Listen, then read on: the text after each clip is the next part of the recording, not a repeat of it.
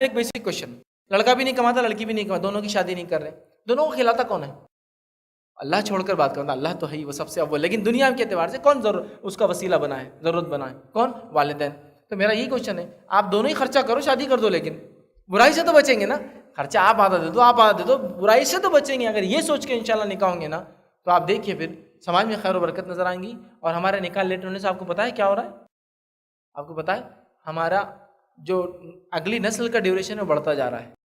मतलब हमारे पास होता ये कि एक इंसान 50-55 तक जाने तक उसका बच्चा 18-19 साल का हो रहा है, जबकि होना ये चाहिए कि आदमी 40 साल का होने तक 20 साल का दूसरा बच्चा उसका बेटा खड़ा रहा है उसके पीछे। तो एक नस्ल का ड्यूरेशन कम होगा तो ये उम्र रसीद आदमी अपनी एक नस्ल को जिम्मेदारी देकर आगे बढ़ के समाजी खिदमत कर सकता है, सोशल वर्क कर सकता है ना, कुछ सोच सकता है।